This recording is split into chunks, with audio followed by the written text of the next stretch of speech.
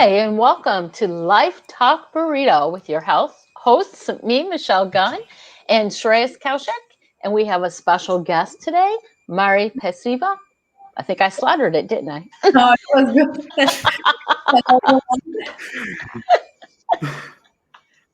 Hello, Thank you for everyone. having Thank me. you for joining us. Yeah, Thank you. Thank thank you you for for. joining I'm us on excited. the live. I think there's a little bit of an interference. Pardon my poor internet connection if I'm overstepping. If you're speaking, I'm really sorry for that. So we have Mari Paseva, a marketing specialist from Denmark. Welcome, Mari. Welcome to the show. It's nice to have you here with us. Thank you so much. It's so exciting to be with both of you. Go ahead and give us a brief introduction about who you are and how did you eventually end up in Denmark? Absolutely. So as we've all said, my name is Mari Paseva, and I'm a marketing specialist.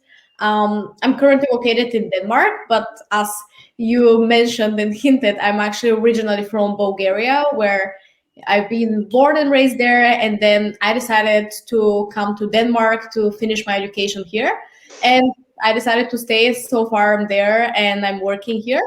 As a marketing specialist, I am focusing on marketing strategy, branding, and communications. That's really, where my passion is and where the field of my work falls into. And what I do, through my work is that I truly help. I try to help businesses and companies to unleash their whole potential through the power of marketing and branding, and reach the potential that they have on the market. And yeah, as you said, yeah, I came here to Denmark probably 5 years ago, almost 5 years now. I'm like amazed how time flies, and I've been enjoying it. So I guess we'll be talking more about those things along the show. Absolutely. And thank you for such a lovely introduction. And I can't help but focus on the very aspect that is common to both of us, or at least will be common in the future, which is being an expat. So, what are your thoughts on being Mhm. an expat and how has been the experience so far? I love that you asked this question. I think it's such a valuable topic to discuss, and I honestly don't see enough conversation about it. I think there are many views on it, and I also have many views on it. But I love the fact that I'm an expat. Yes, it has many challenges to it, but I think the benefits that it has are more. For example, for me personally, I truly love the fact that I had the opportunity to move to another country and therefore see the world from a different perspective. I think when we live in our own comfort zone, we often have a very specific perception of how things are in the world and not necessarily know exactly how things are, because we usually just lead towards what we can see online and in the movies. And it just was so eye-opening to go out and see the world for my own through my own eyes and experience it. And I think for me, what I love the most about being an expat is the fact that when I came to Denmark, I truly found an amazing international community here. I think probably the best part when go to another country and live there, people who are sharing the same story like you, moving because of education or work or just experiencing life. I think there is this connection between internationals, and I really cherish that because you find many people from all over the world, and you get to communicate with them and connect with them in a way that you probably never even understand their culture if you were just hoping to understand it from a movie or so. And I think that's the best part. Of course, I would say being an expat, it has many challenges, and everyone who is in immigrant, let's say, it knows that, because you, from knowing everything about your country and the life that you're leading, at some point you just pop into another country like, wow, what's happening here? So like when I moved to Denmark, I had those super funny situations. Now I'm laughing at them, but when I came here, I was like terrified, getting lost and not even understanding what is written on the names of the streets because it was in Danish and I didn't know it, or like going to a supermarket not knowing what I'm even shopping because it wasn't in my language. So I know it has many aspects, and I think it could be both. It's a matter of perspective whether you see it as a positive or a negative thing, but it can truly challenge you on ways that you don't even think possible to be challenged on a daily basis. But even as a negative side, it's that it adds a lot of stress to everything else that you're trying to do. But as a positive side, it truly builds your character in a way that if you were just staying in your comfort zone, probably wouldn't reach this level. Yeah, makes sense about what you talked about having this expat experience, because certainly I now feel that the world is becoming my family. That is for sure. And I've experienced the benevolence of the locals when I partially visited Germany. It was just for a week, but I could really see the way they would come and help you, especially when you have the language barrier, because Mm-hmm. I was not so fluent in German, and people just understood that, and they really came forward and started to have a conversation in how much ever English they knew. So that was a very welcome experience for me personally. Mm-hmm. So yeah, makes sense that this experience is really going to shape us personally, professionally as well. And yeah, there is this great exposure to different cultures, that you get a wider perspective around how the world works, and eventually just shape your belief systems as well. So Absolutely. yeah, before I hand over the baton to Michelle, I'd just like to take an opportunity to say hi to our friends that I recognize. There is Milena, Judith, and Joe joining us from all parts of the world. I know Judith is from Finland, Joe is joining us from Israel, and I'm not sure where Milena is joining from, but thank you for joining us, ladies.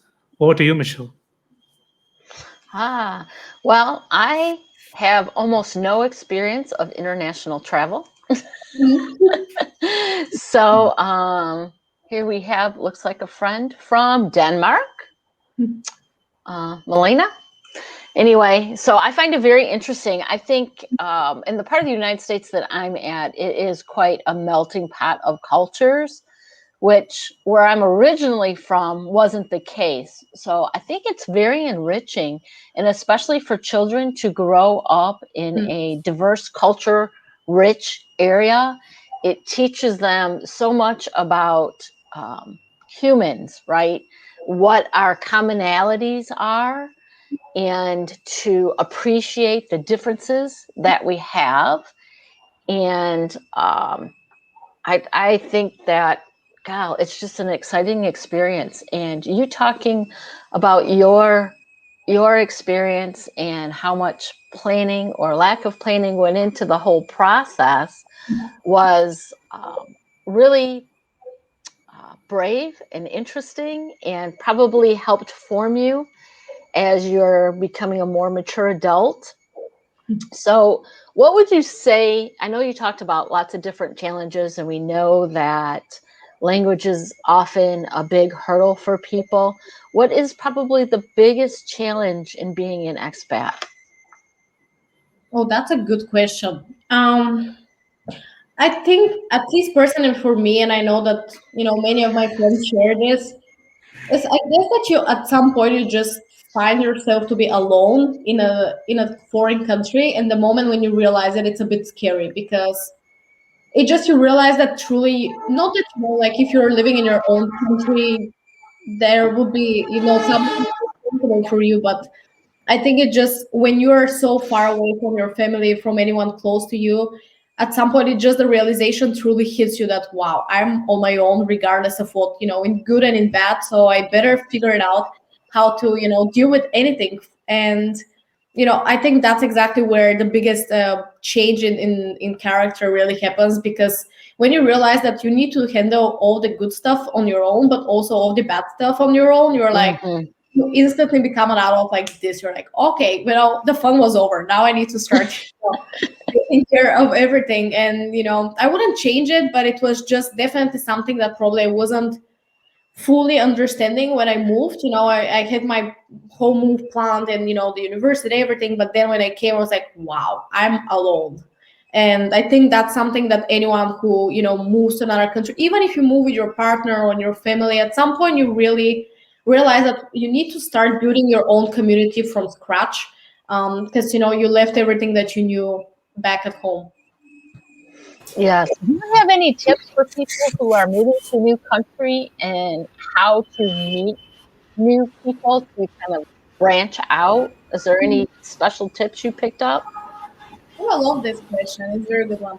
I would say, honestly, the biggest thing that I would advise people is truly just be open and just go out there and connect with people. I think what I've noticed myself is that when you move, so many people are kind of shy and, keeping to themselves. And for example, they might not be so confident in their English or just in the language that they are going to talk about in, or maybe the cultural differences make them feel a bit shy, and that's why they stand out and behind, out of the crowd, and they don't really mingle.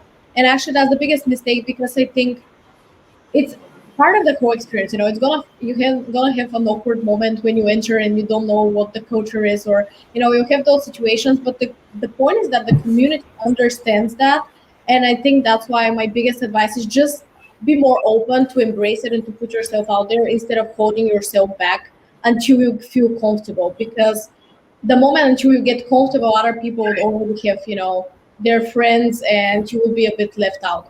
So for me, I think the best way to network is really to whatever you're connected. Like if it's you're going there for university, try to really mingle with your classmates. Even if they're not someone that you think that would be best friends, just go out.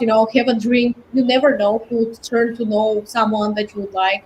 The same if you're going for a job. Like, often people feel uncomfortable to reach to their colleagues and ask them, okay, maybe you can help me with something, even small thing. But when you move, everything seems like such a big deal to you that you want everyone to help you with at least something. So I would say, like, definitely just to reach out. So don't put the pressure on yourself to be perfect and know it all, because no one expects that honestly from you. I think everyone is so welcoming and cherishing the fact that you chose their country to live in. So that's my probably biggest advice. Don't hold up yourself from everyone else, and just reach to the people next to you, and also search for some networking events in your city, in your area. That's really what I've been doing, and I've seen definitely my network growing with finding great people around. Yeah, makes sense actually, because networking is something that will help us make that transition a little bit smooth, and understanding that you have a supportive community to back you with whatever challenges you're facing. I think that support really helps you stay mentally calm and also not feel stressed when you're making that transition and you're going to a new country.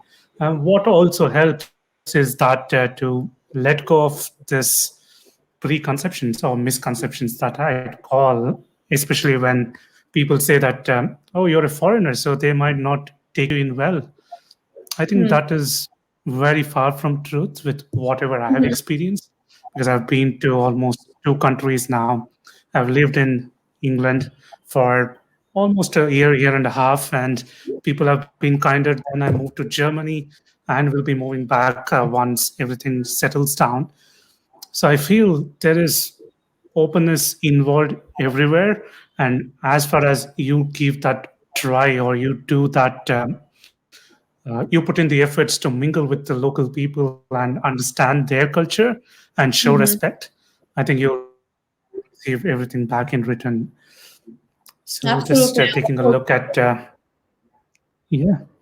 So let me take a look at the comments. Judith, I didn't know that I need leather pants in Germany. I don't know why, but if you could just explain why I need it. I'm not a big fan of leather products. Pankaj, the context of this meeting is to understand the life of an expat, their experiences, challenges, and how to make that transition.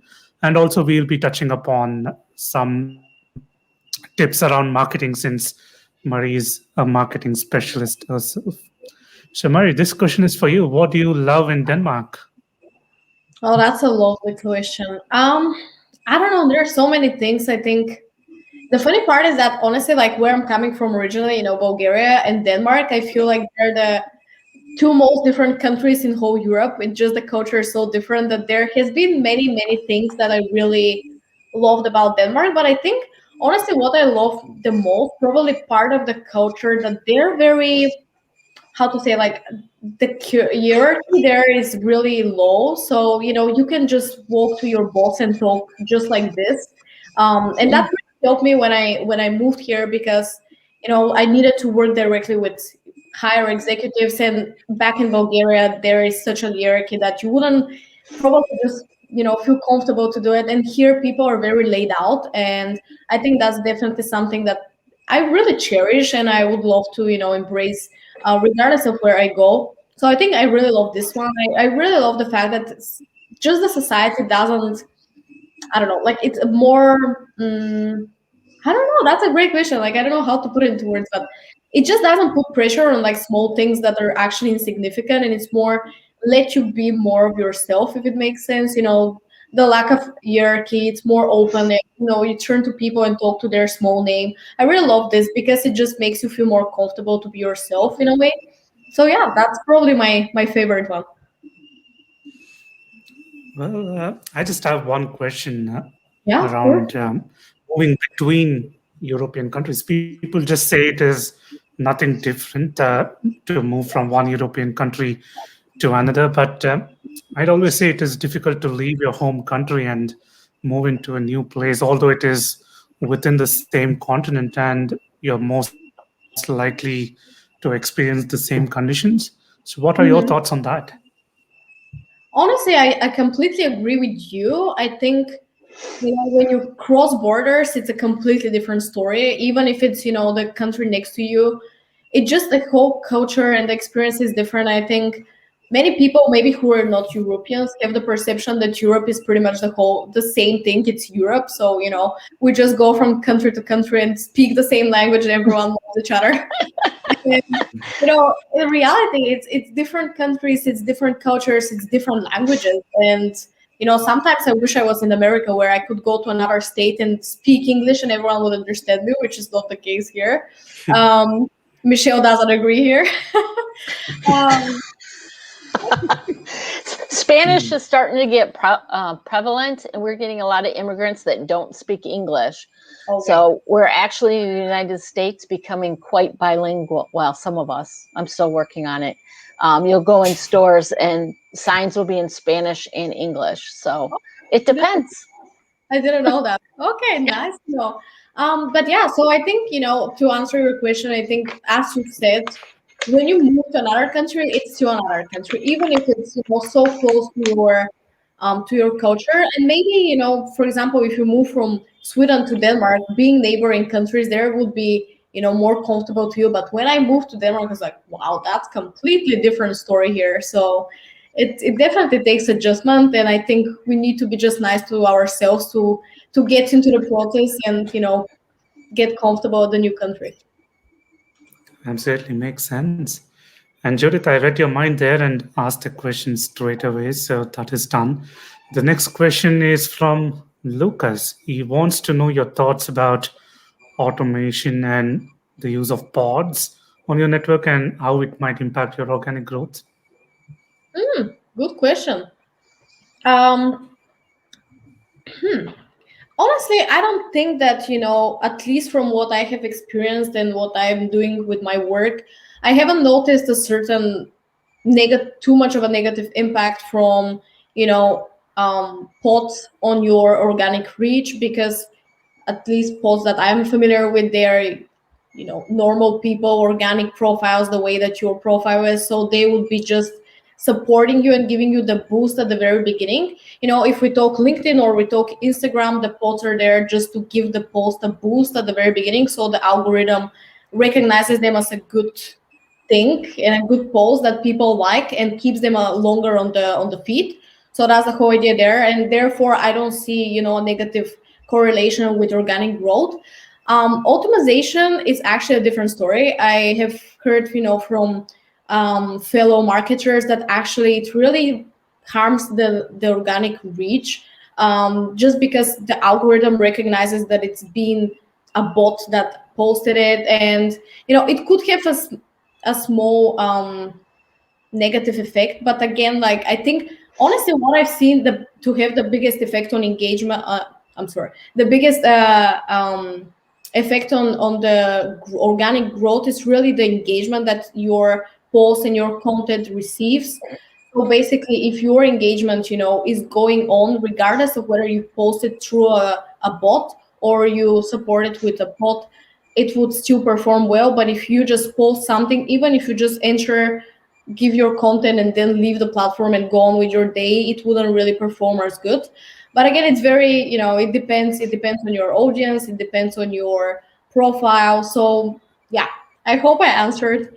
It's just, marketing, it could be it could go in every direction, but I think I kind of like touched upon the basics. Yeah, absolutely makes sense to understand the key difference between pods and having a support group of people whom you'd like to keep that engagement going and whose post resonates with you. I think Michelle would be able to add some points because she has grown her network organically over the past year to 65K plus Wow. followers. Michelle? Well, I'd like the marketing expert to say something first. I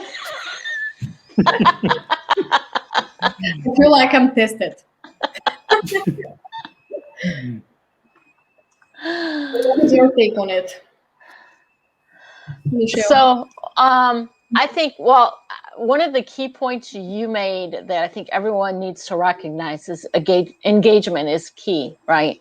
If you don't engage on your post, it doesn't matter who else is. If people are commenting, they want to hear from you. Exactly. So, yes. And that's really, I think, how you start first building relationships with people is through your content, right? So you want your content to be authentic, to represent who you really are. If it's all feel good, fluffy stuff, then you must be all feel good, fluffy stuff, which some people are. That's fine. Yeah. But if you're doing it just to get the engagement, after a while, people are going to see through that. That's And yeah, there's a lot of other people that will post the same post because they're seeing it's getting a lot of views. The other thing I think is important when you post content is you need to have your end goal in mind, right? What is the reason for your post? What is your goal? Are you just wanting people to feel good today? That's awesome. We have a lot of people that need to feel that. So that'll probably be the type of engagement you get. If you're trying to reach an ideal client, your messaging needs to focus on that. If you're trying to grow your network, your message needs to focus on that. But what Mari said is really important. When you make a post, you need to make a post at a time when you can engage and interact with people, unless you just want it to be a billboard, right? Yeah. I think that a lot of people misunderstand what social media is. Social media has the word social in it for a reason. People are expecting interaction. Exactly. Right. And I know when I work with people, they seem to forget that. They think they're just going to go put up a post and their message is going to get out. No, people want social interaction. Absolutely. No, I love that you focused on this, and I wanted to answer the specific question, but I completely agree with what you said, because at the end of the day, how many likes you would get doesn't really matter, because at the end of the day, what is the reason that you post something? Is it for, as you said, what is the reason? Is it that you want to build your business, to get a client, just to spread some positive thoughts, or what is the reason behind it? And then ultimately works toward this. But getting likes is not working towards it. It's just vanity metric that really doesn't matter except for your vanity. So I think what you said is absolutely right, and I completely agree. And that's what I say to everyone: like, make sure that your message is authentic and it actually add value to your audience, but add value to your end goal as well. And then you'll be good. The growth would come naturally because it's organic. If you're trying to trick the system, those tricks don't work. Eventually the wheel breaks and you're again where you started. Yeah.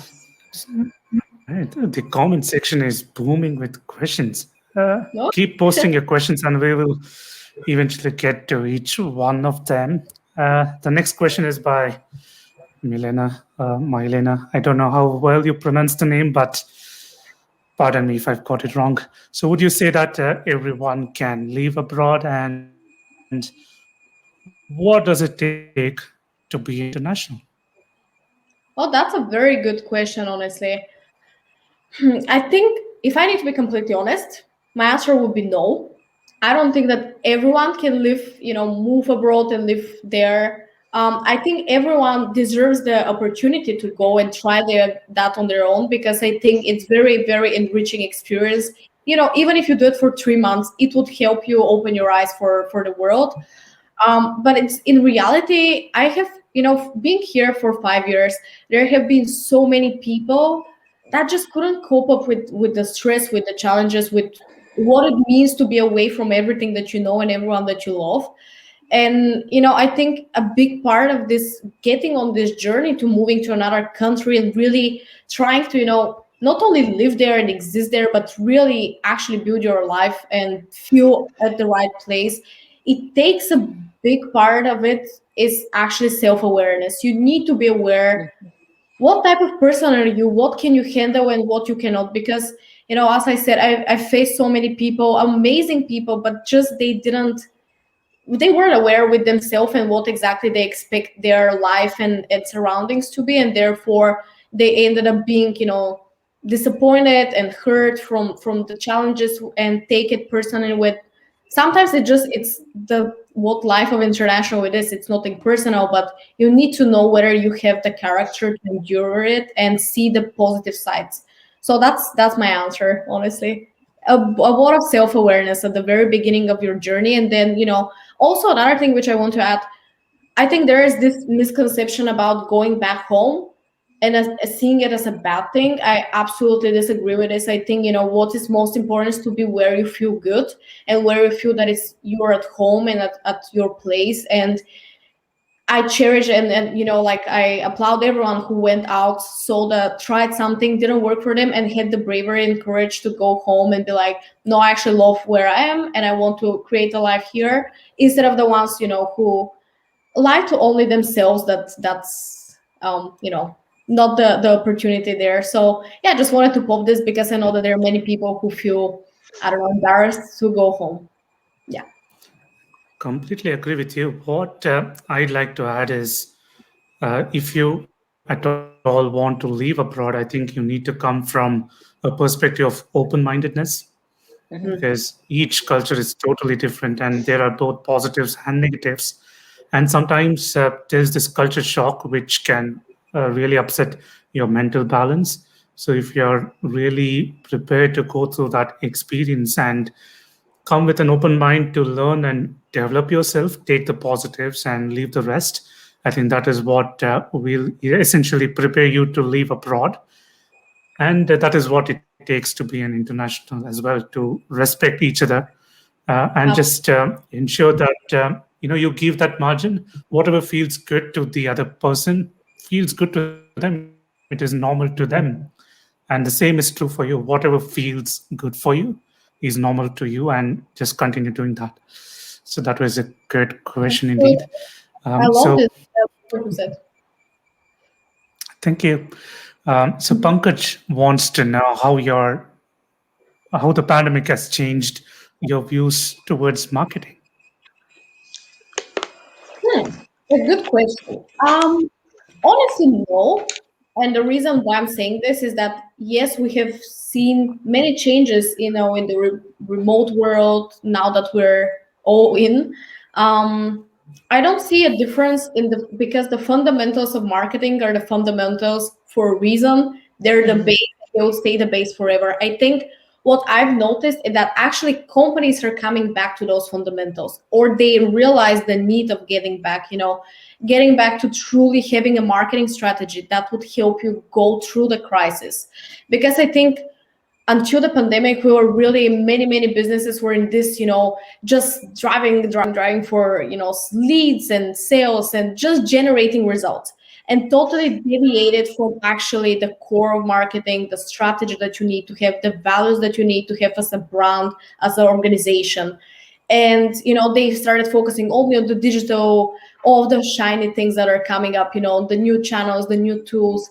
And I think right now the pandemic really put things into perspective, that if you're honestly just looking into the results and how to get them with an easy trick of jumping on the new platform that came, that wouldn't truly help you overcome a critical time that we are right now.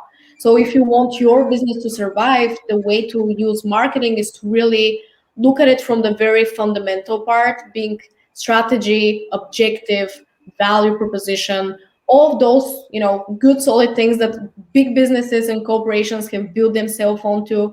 Just get back to them and don't, look into only the shiny objects of, digital and the new tools and all the where the kids are and stuff like this. So basically that's my view on it.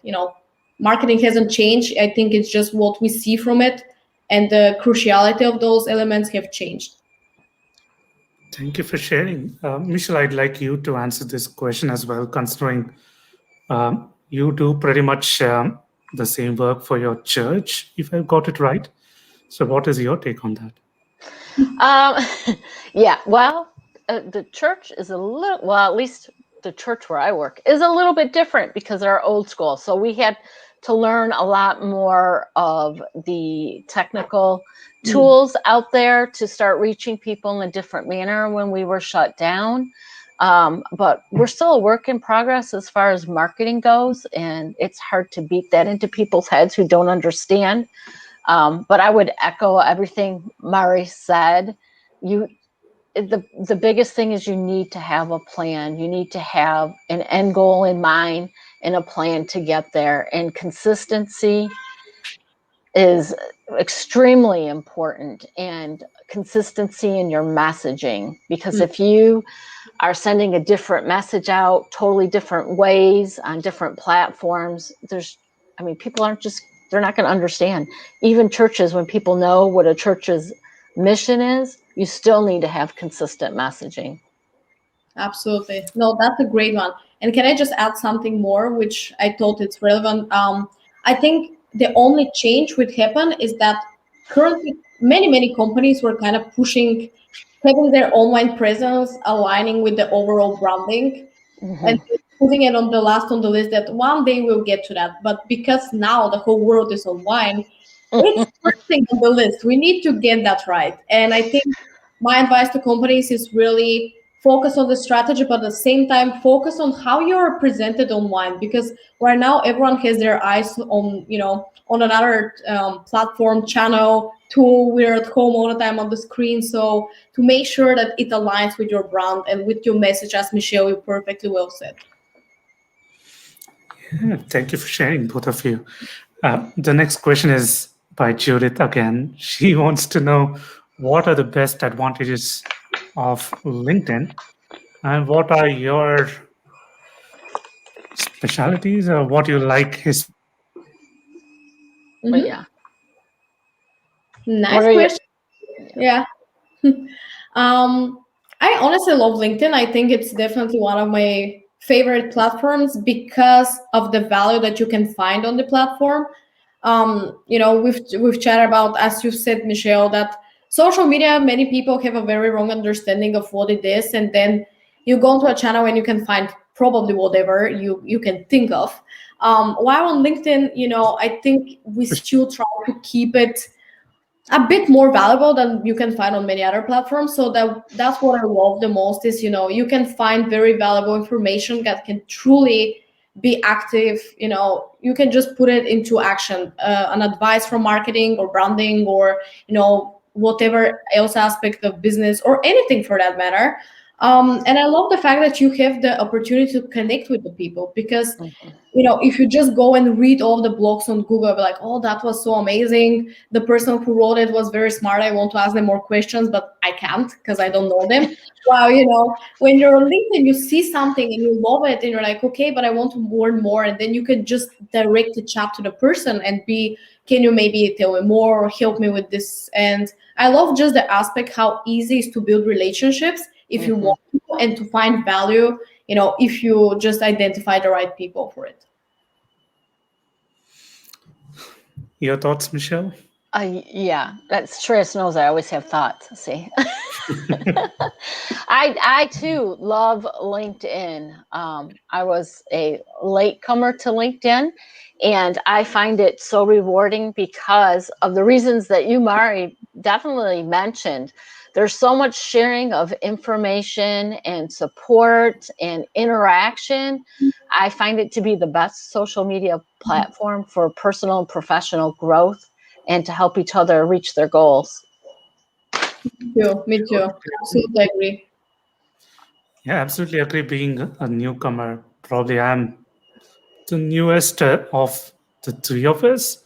I've just been on the platform for little over 9 months, if I remember it right. And the journey, as you both said, has been truly rewarding. To For me, it was basically the means of continuing social interaction because of the pandemic. And later it just started evolving where I saw opportunities to use it to just promote myself as a coach.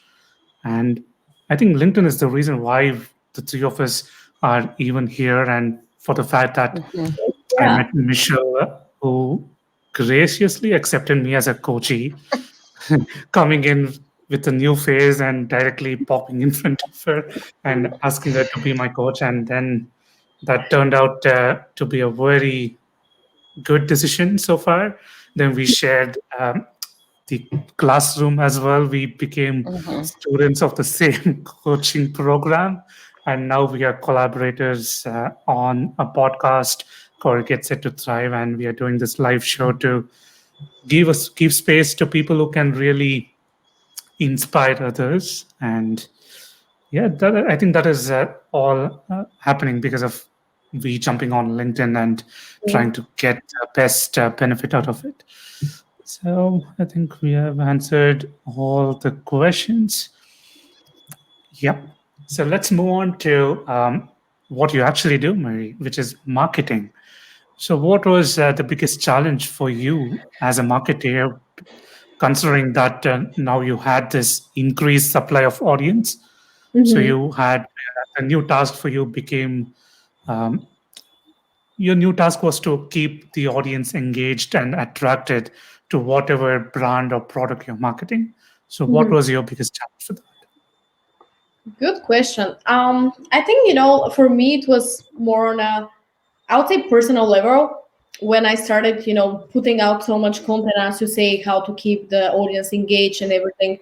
I think for me, when I started putting all of my marketing content, I was very, I had very strong imposter syndrome when I started. I was like, okay, who would care to hear what I think about marketing? Because in my head, I was like, well, I'm still young in my career and I don't have 20 plus years of experience. I don't have, all of those fancy degrees. So why would anyone be interested in actually hearing what I have to say? But, I decided to, okay, let's give it a try and push myself, because I kind of like challenged myself at the beginning of the year. I was like, okay, let's do it. There is no turning back.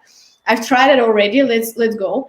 And, I was actually nicely surprised. I think it turned around the other way, that the audience surprised me instead of me surprising the audience, because I was very insecure at the beginning, just starting to share things and giving people the advice. Although I knew that, based on theory, on my practice as a marketer, that was the right way. But I just felt like, who am I to tell people how to run their business? And at some point, people started coming with their business and asking me if that's okay, and, sharing with me their marketing strategy. I was like, okay, good. So I can actually use the platform, to share more and to help more. And honestly, that's what I do. I think for me, it's important that every post that I write, every message that I send, it helps someone. I don't want anyone to, like, everyone obviously to turn and be like, oh, can I be, your client? That's why I want to share something that maybe a person can just read and it would activate something and be like, okay, I can apply that to my business. Because in reality, like, not everyone has the resources to invest in a marketing consultant and marketing campaigns and all of those things. But marketing is for everyone. And I think that's my main message, that everyone can benefit and should benefit of it. And it actually is not so complex. It's not so, I don't know, mind-blowing and very specific. It's very easy when you get it down to the fundamentals, and I'm just trying to, share the fundamentals and educate people on how to make better choices when it comes to their business and to their marketing. I don't know if that answered the Yeah, question though. totally resonates with me, especially the imposter syndrome. For me, that was probably the biggest issue that I had to tackle, because it was not easy coming into coaching space, especially coaching mid-level executives as a 24-year-old when I started. So yeah, makes total sense, and we have the best person to offer some tips around tackling imposter syndrome. Michelle, what are some tips? I know what you offered me, but I'd like the audience to take some benefit as well. So Well, I think the please share your biggest tips. the biggest thing is you really need to understand who you are and what value you have to offer. That's one of the reasons why I love Clifton Strengths, because you take an assessment and you really get a confirmation of who you are and what you have to offer. Once you can understand that, you can utilize that to your advantage and to the advantage of everyone that you interact with by sharing what's right about you. Because too often we focus on what we do poorly and try to make that better. I don't know about you, but in school we're often almost forced on a path that people think we should take. I tried looking at accounting. I did that, and I'm like, well, I was decent in math, but if I have one error in accounting, I lose it because it takes too long to find it. So it's not a strength for me. But really, if you're unsure who you are, I think you're going to run into that imposter syndrome quite a bit. So the best cure is to get to know yourself, and there's many different ways to do that. Absolutely. And I'll add also, also to just believe in yourself a bit more. Because, for me, for example, I knew that, yes, I'm good in those things, I have the experience in it, but I still was like, I don't know how people would receive it. And, still getting good feedback, but there was this voice in my head being like, are you sure you're good enough for that? And I think at the end of the day, you need to give yourself credit for what you've achieved, for the feedback that people are giving you. They don't say the things to you only because they like how you look, or they your positive message. They actually cherish your work. So I think we need to understand that and believe in ourselves as much as others believe in us. Well, I think too, to piggyback on that, Mari, is that once we realize some of our strengths and what's good about us, is that we need to actually tell ourselves out loud so we can hear it. Like you said, sometimes we don't take compliments well. Sometimes it has to do with our upbringing, right? Because the focus is always on what you need to do better.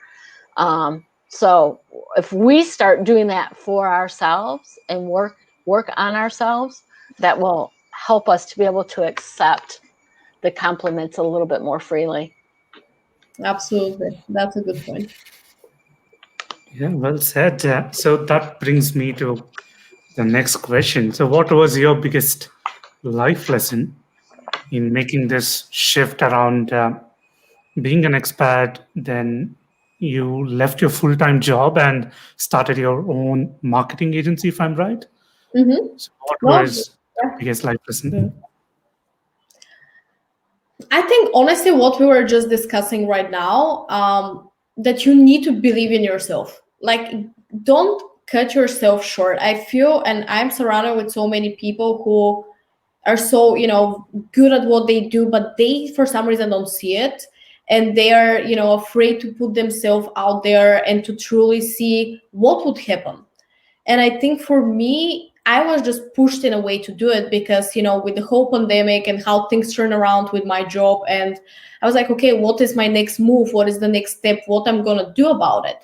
So, for me, putting myself out there, giving myself the shot and, believing that I can do it, actually brought me to realizing that, okay, I can actually turn into being a marketing consultant because I see people wanting that. And otherwise, I probably wouldn't ever realized this and came to the conclusion that actually what I love about my work right now is the freedom that I have, because I can work with one-to-one with people and with companies and realize and really bring some great impact and value to them just through my understanding of marketing, my understanding of branding. When back when I was working at a company, yes, my efforts would add up, but they would add up to the whole company. So I think for me that was the main lesson, that you need to truly give yourself a chance, because you don't know how it would turn out, and it probably would lead you in the direction that you are meant to go. Very true. It is all about showing yourself a little compassion and kindness, because the situation is quite challenging for everyone. And it is not a selfish thing to take time for a little self care and self belief and self confidence. If you would mix that with self esteem and self concept, I think that brings in a whole different level of positive experience that will just give you the push in the right direction so that you can make a positive sense of the situation as well. So, totally understand what you just said. So Pankaj has another question. He wants to know which media, according to you, is the most powerful between print and digital.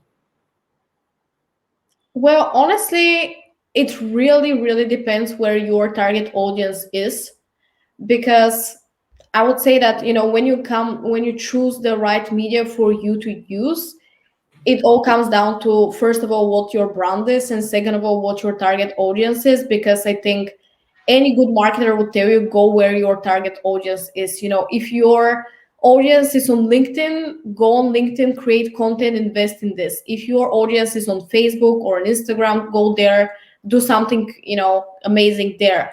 If you're targeting maybe a generation which don't use any of those platforms, go to do the channel that would reach them. I think you always should choose the channel with the target audience in mind, and that's truly where it's important to have your marketing strategy in your plan, because that's what is going to navigate you to the right answer.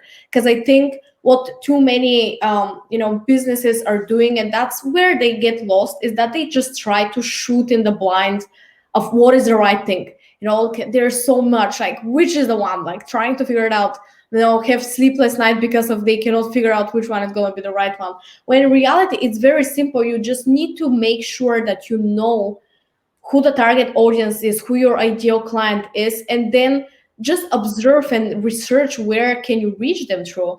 And right now, yes, digital is the primary area that we're living our whole lives on, but that doesn't mean that any other channel is not good. TV is increasingly it increases the reach that it gets during the pandemic. People are at home watching TV. Also, there are so many innovations that are switching and kind of adding different medias in between. And you can have a newspaper, but it's going to be online. You're going to have a magazine, it's going to be online. So just the idea is that we shouldn't be so seeing things black and white of, okay, that's online, that's offline, but really figure out what would make sense for the brand and the right place to be represented. And also, where is your target audience? That's my take on it. So there's no right size for everyone. You need to figure it on your own. Beautifully presented. And if I were to offer a coach's perspective, and I know Michelle will agree with this, from what I hear you say is it is important not to get stuck by paralysis by analysis, because you're overthinking things and overanalyzing them. So you'll find too many options and you don't know which one to take. So it is just important to trust your experience, your intuition, your gut, and just go with the flow. I think that is, in general, a coach's perspective. And yeah, Judith, I totally agree with you. The key is not to concentrate on what others think of you.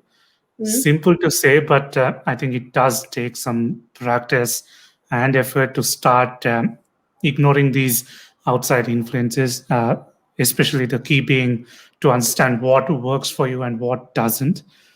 And sometimes it is also important to realize if you're experiencing or you're choosing to take others' opinion because it serves you, or it is by default because that is what you're used to. So I think that really makes a big difference.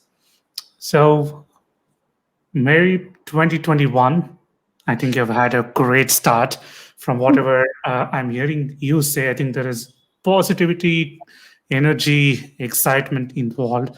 So if at all you were to change one thing going forward in 2021, what would that be? I love that question, and thank you so much for all of the positive things you said. I think one thing that I would change in 2021, and it's more like not so much change, more like what I'm working towards, is really, I think, switching this, becoming a marketing consultant, being a solo entrepreneur. Everyone who runs their own business knows that, well, it has this whole uncertainty of you're running something, but you're all the time on the hustle, trying to figure out things on the go, and always feel like you depend on the next client, on depending on the next lead. And for me, my goal this year is really to get to the place where I establish something, I build something, this being my marketing consultancy with a business partner where we share the experience and we really set the foundation so that we have the structure, we have the process, and you don't need to all the time feel this lack of security and that you need to all the time be doing something. So after the whole 2020, I can just at some point for a bit be like, okay, I can relax for a bit, then I'll continue, and the world wouldn't explode underneath me if I let it go for a moment. So that's pretty much what I hope for 2021 to achieve. That is very positive, and definitely it is empowering to listen to what you shared about. I think it is self-care that will be on your top of the list, and I'm sure you've got this. Hey Arya, thanks for joining us live. And Fabrice, I don't know if I'm pronouncing your name right. So he asks, is being authentic the only way to succeed? Your thoughts? I would say yes. That's what I say all the time. When I talk about branding, you want to be authentic because, if you copy someone, and I think we've discussed this even in our life right now before about the content that you put out, if you're just trying to, be like everyone else and put this fluffy thing outside, it would work for a bit. Maybe someone would catch into it, but eventually they would realize that, okay, there's no meaning behind it, no actual purpose and passion. And that's why authenticity is always the right way to go. Because for me, what I always, advise my clients is get down to your core, get down to your values, get down to your purpose. And that's where you find who you are as a business owner, who you are as a service provider, who you are as a company. And being authentic is the only way to stand out, the only way to differentiate yourself from the many players out in the in the game, in the market. So definitely for me, that's the most important part. Just a follow-up question: what does authenticity mean to you personally? Great question. I think authenticity, it's just being yourself. Whether if you're like, for example, take a person, be yourself regardless of what that might mean for you and the consequences. In a way, I think we're so we're told that we need to all the time be fitting in certain perspective or like fitting the certain image. Okay, for example, I'm passionate about talking, yes, being an expat, being a woman in business. There are all of those understandings of who you should be that truly limit who you are actually. So for me, authentic means that you are, have the courage to be who you are and bring your message and live with your purpose without considering, okay, how that gonna affect how other people see you, and truly lead with what's inside instead of trying to fit what is outside. Makes sense. Michelle, I'm not about to let you go off the hook so easily. So your opinion on authenticity and being authentic? Yeah, I don't think it's that much different than Mari's at all. It's being who you are naturally, your values, your beliefs, all of that. It's what makes you you, and not worried about fitting into what other people expect you to be.